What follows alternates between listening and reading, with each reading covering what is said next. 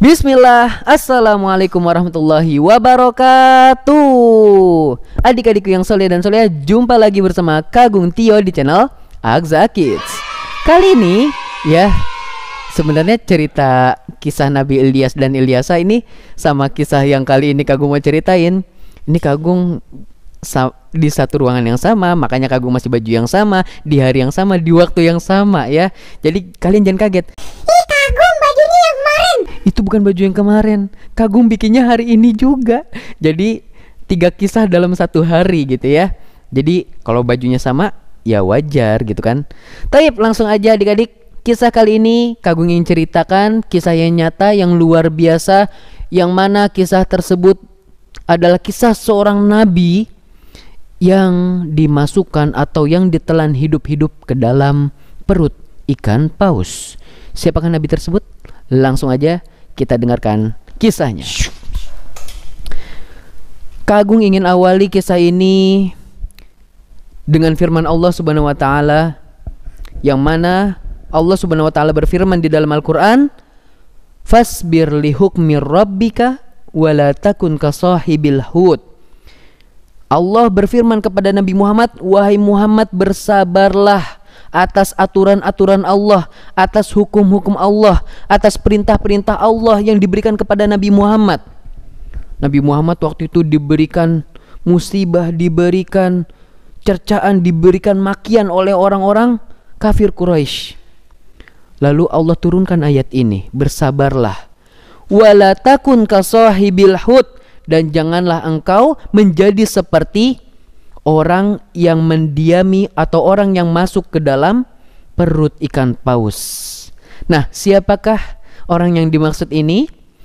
Ternyata orang yang dimaksud ini adalah Nabi Yunus alaihi salam. Loh Kagum, apa hubungannya bersabar dengan kisah Nabi Yunus? Apakah Nabi Yunus orangnya gak sabaran? Ya, sebelum kita sampai sana, Kagung ingin kasih tahu dulu, bukan berarti Nabi Yunus ini nabi yang gak sabaran, nabi yang mudah putus asa, bukan. Bahkan Allah menjadikan dia nabi sekaligus rasul ini karena Allah memuliakannya. Jadi kita gak boleh sebut, Nabi Yunus gak sabaran. tidak boleh seperti itu ya. Oke, jadi Nabi Yunus alaihi salam Allah utus kepada suatu kaum di daerah Ninawa. Penduduk Ninawa, atau itu berada di daerah Irak ya, di daerah Irak. Penduduk Ninawa ini Allah berikan kesejahteraan, kekayaan, sehingga tidak sedikit dari mereka yang lalai beribadah kepada Allah Subhanahu wa ta'ala, menjadikan mereka tersesat. Lalu mereka ada juga yang berbuat jahat, bermaksiat, dan menyembah berhala. Dan Nabi Yunus alaihissalam diperintahkan oleh Allah untuk menjadikan kaum Ninawa ini hanya menyembah kepada Allah dan memperbaiki akhlak-akhlak mereka, agar tidak berbuat jahat, agar tidak lagi berbuat maksiat, agar tidak lagi menyembah kepada selain Allah Subhanahu wa taala atau menyembah patung. Nah, adik-adik, setelah sekian lama terus berdakwah, memang ujian para nabi dan rasul itu berat ya. Beda dengan ustadz-ustadz di Indonesia. Ustadz-ustadz di Indonesia memang ada yang kadang ketika dia berdakwah diusir, ketika dia berdakwah ada yang diancam, ada yang diusik dan lain-lain. Tetapi ingat, kisah para nabi dan rasul zaman dulu ini juga lebih mengerikan lagi. Bahkan tidak sedikit kisah para nabi yang dibunuh oleh kaumnya sendiri, sebagaimana kisah Nabi Zakaria dan nabi-nabi yang lain. Nah, adik-adik, Nabi Yunus alaihi salam sudah mulai lelah ketika dia sudah sering kali mengajak, tapi sedikit sekali dari mereka yang mendengarkan ajakan Nabi Yunus. Sehingga Nabi Yunus pun berkata kepada mereka, "Wahai penduduk wahai penduduk Ninawa, apabila kalian tidak bertakwa, apabila kalian tidak menyembah kepada Allah Subhanahu wa taala, maka dalam 3 hari Allah akan timpakan musibah kepada kalian." Itu udah kesel banget Nabi Yunus. Akhirnya apa? Nabi Yunus bukan cuma mengatakan hal tersebut, kemudian Nabi Yunus pun pergi dari penduduk Ninawa.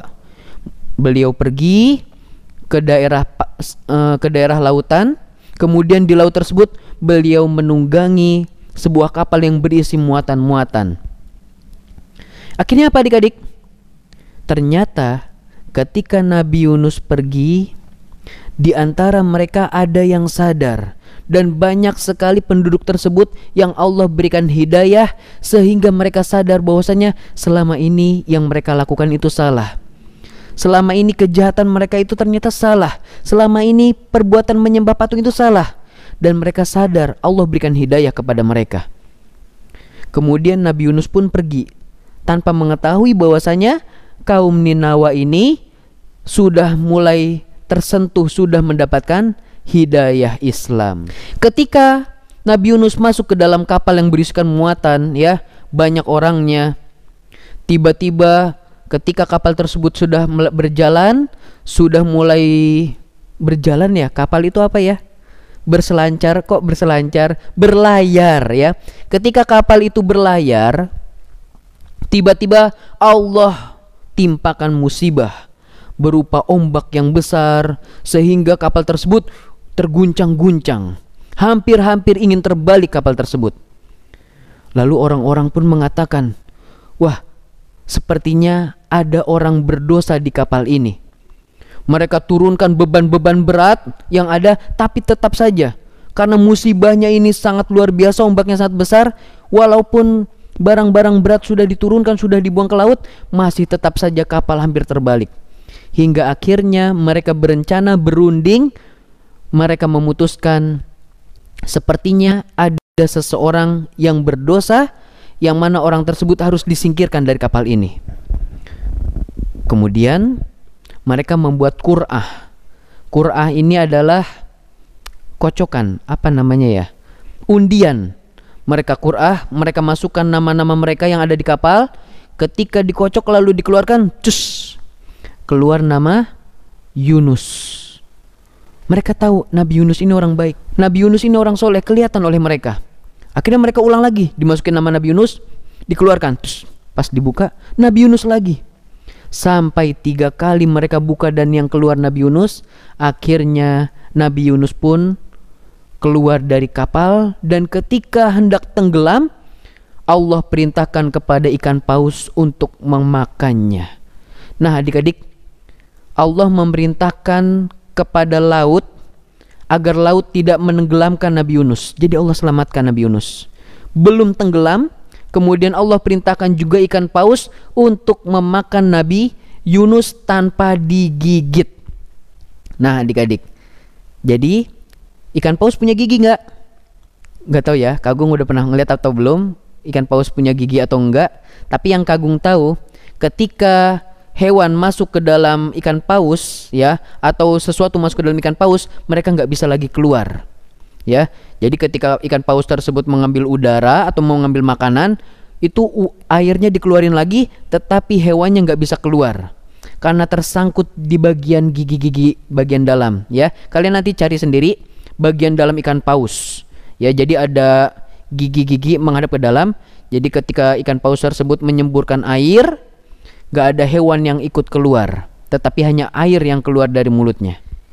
Nah, ikan paus tersebut memakan Nabi Yunus bulat-bulat tanpa membuat Nabi Yunus tersebut terluka sedikit pun. Dan ketika di dalam perut ikan paus tersebut sangat gelap, tidak ada cahaya sama sekali. Nabi Yunus sedih. Nabi Yunus bertaubat kepada Allah, dan juga berkali-kali Nabi Yunus mengatakan, La ilaha illa anta subhanaka inni kuntu minadh dhalimin. Ini adalah doa Nabi Yunus, yang mana kata Rasulullah SAW, barang siapa yang berdoa dengan doa ini, La ilaha illa anta subhanaka inni kuntu minadh dhalimin, maka doanya tidak akan tertolak, alias akan Allah kabulkan.